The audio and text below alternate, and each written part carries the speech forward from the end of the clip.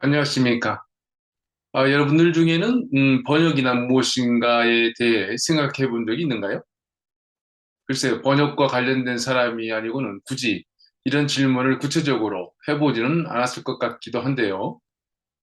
사전적으로 말한다면 어떤 언어로 된 내용을 다른 언어로 바꾸는 작업을 지칭하고 있습니다만, 번역이란 게 자동차나 의약품에 대한 매뉴얼 번역부터 종교나 사상, 그리고 문학작품에 대한 번역 등 그 영역이 매우 다양하죠. 말하자면 단순하고 기계적인 번역에서부터 매우 추상적이어서 번역자의 상상력이 극도로 발휘되어야 하는 번역도 있습니다. 물론 요즘 AI가 빠르게 진보하면서 번역은 물론 통역에 있어 대단한 변화를 가져오고 있는 게 사실인데요. 이번 시간에는 돈키호테 속의 내용을 짚어가면서 번역에 대해 짧게나마 생각해 보도록 하겠습니다. 번역을 생각할 때 원래의 텍스트, 즉 원본이 있어야 할 것이고요. 그것을 근거로 작업한 번역물이 있는데요. 이때 번역된 내용이 원래의 내용을 얼마나 잘 유지하고 있는가에 따라 좋은 번역인가 아닌가를 말하게 됐죠. 검색해보니 번역회사들이 자사 광고를 위해 쓰고 있는 수식어 중에는 믿음과 신뢰라는 것이 빠지지 않는데요. 거기에 고품격이라거나 완벽, 그리고 전문가 등의 단어들이 덧붙여 있는 것을 볼 수 있습니다. 원문의 단어들을 빠짐없이 그리고 내용을 완벽하게 살리는 번역을 하겠다는 의도로 보입니다.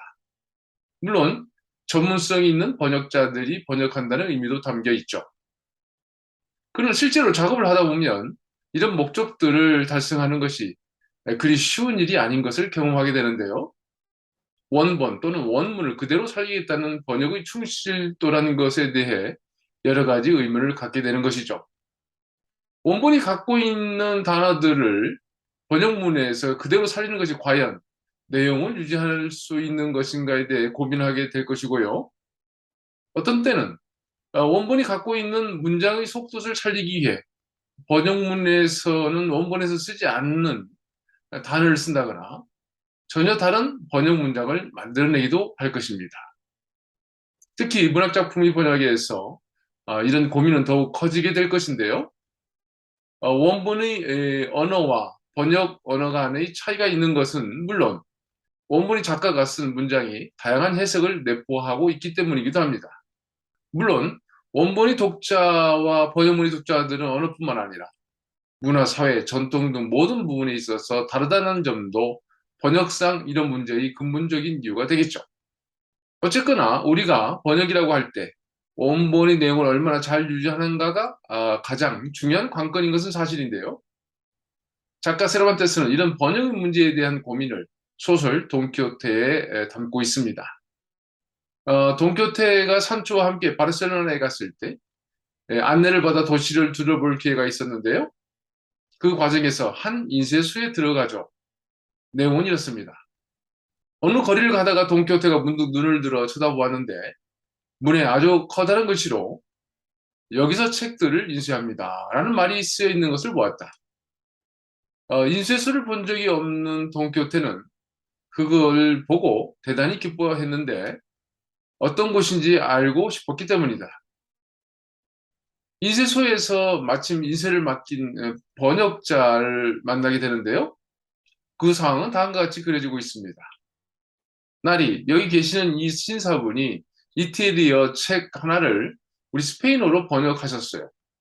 그래서 저는 인쇄로 넘기려고 조판을 하고 있습니다. 책 제목이 뭡니까? 돈키호테가 물었다. 그 책 저자가 대답했다.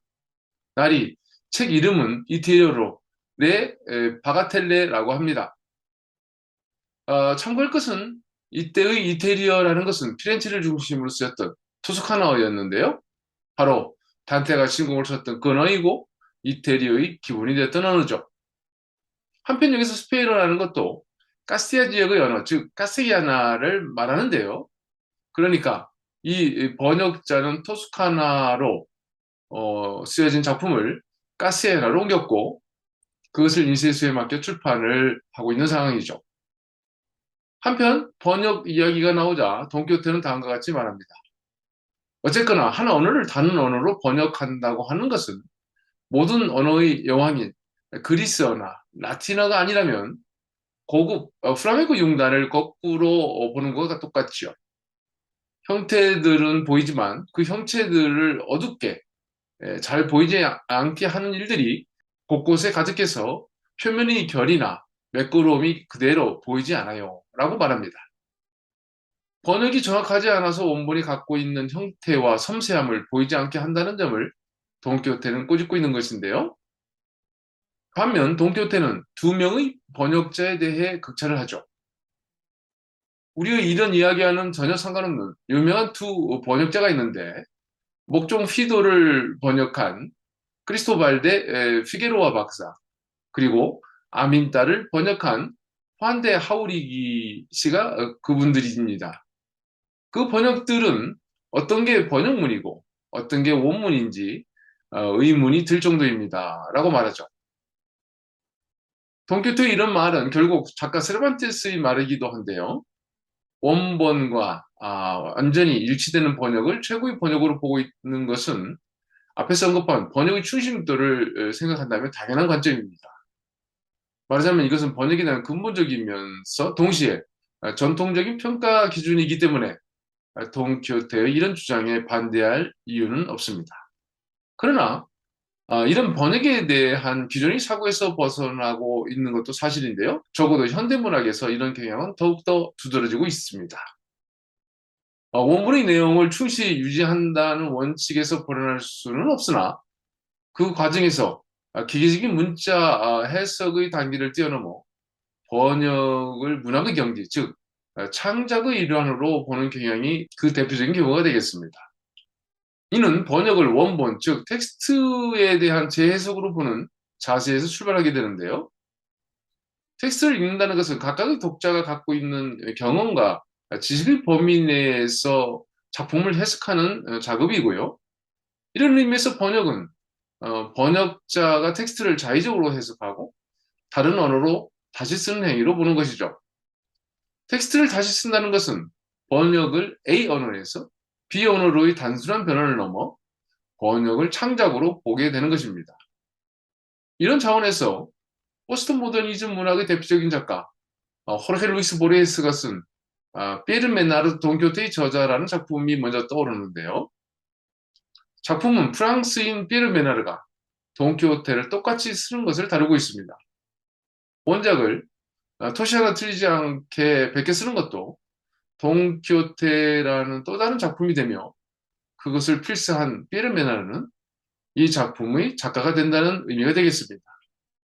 따라서 세르반테스를 돈키호테의 첫 번째 작가라고 말한다면 그동안 이 작품을 필사한 사람이 있다면 그 사람도 그리고 이 개념을 좀 더 확대해 그것을 읽은 그 누구라도 작가의 반열에 오르게 되는데요.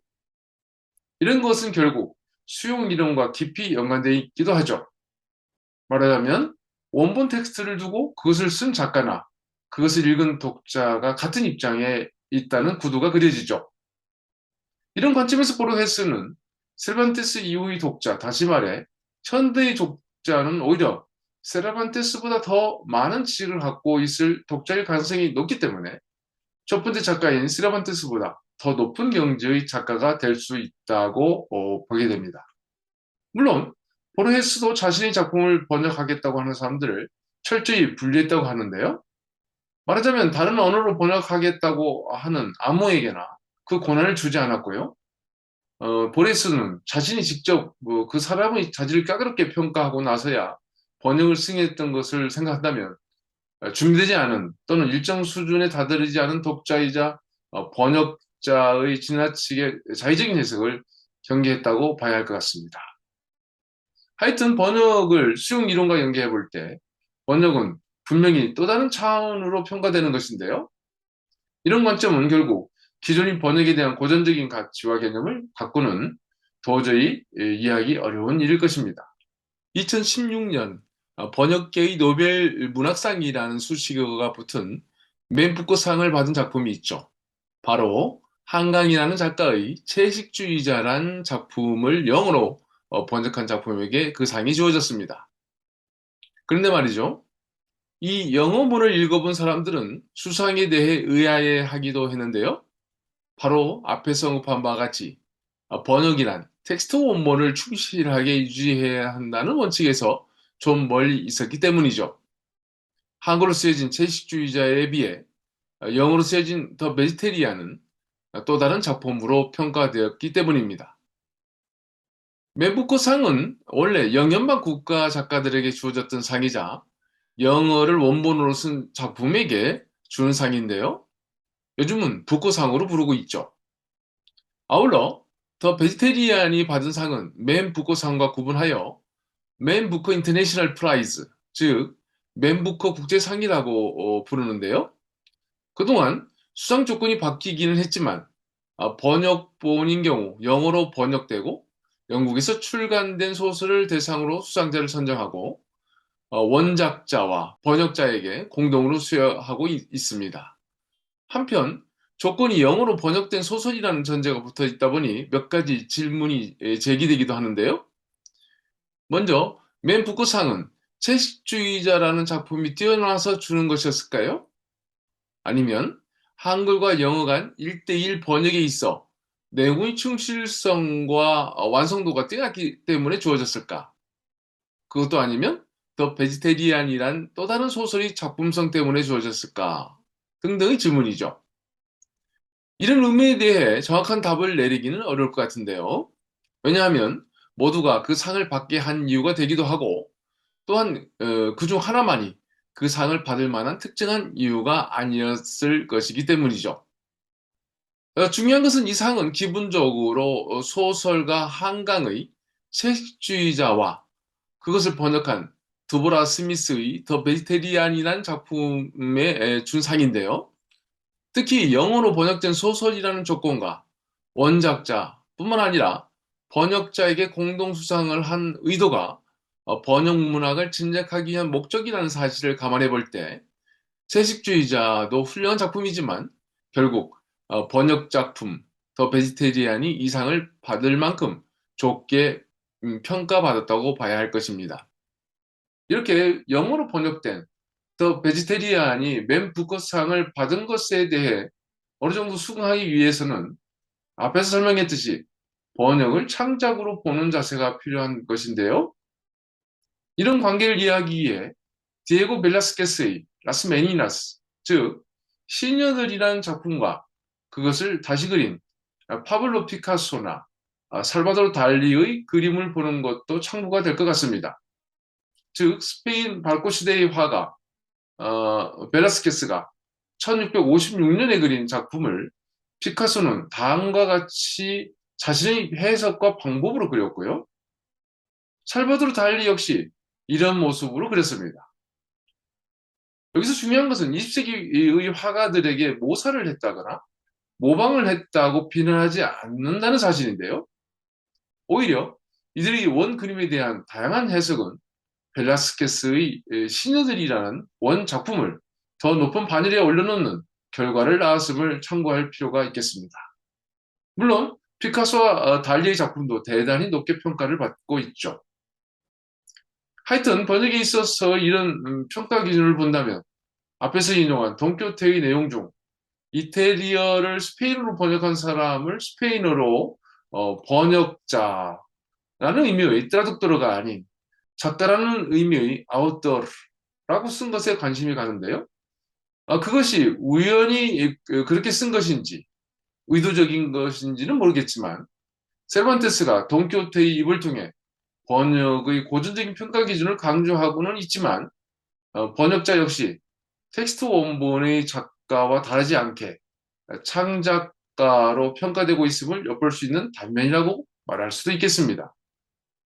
사실 세르반테스는 돈키호테의 처음부터 끝까지 이 작품을 아랍 사람 시데 암메 때 베랭엘리가 썼다고 수없이 언급하고 있습니다. 그리고 중간에는 톨레도에서 모리스코, 즉 기독교로 개종한 아랍 사람을 통해 스페인어로 번역했다는 내용도 삽입되어 있는데요. 어쨌든 이런 내용을 기반으로 한다면 세르반테스는 편저자가 되기도 하고 번역자가 되기도 하겠죠. 아울러 작품 중에 시대 아메떼 베랭헬리가 돈키호테의 연대기 작가였다고 했으니 그것을 바탕으로 소설 돈키호테를 쓴 작가라고도 말할 수 있겠죠. 이런 부분에 있어서는 보레스가 피에르 메나를 돈키호테의 저자라고 부른 것과 통하는데요.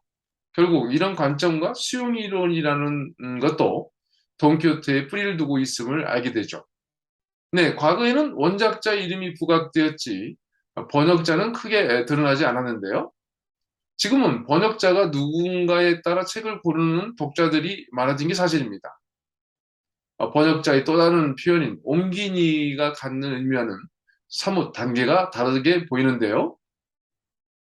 다만 번역이란 원본이 있다는 사실 때문에 번역자의 작업이 원본 텍스트에서 너무 멀어질 수는 없다는 것은 당연하고요.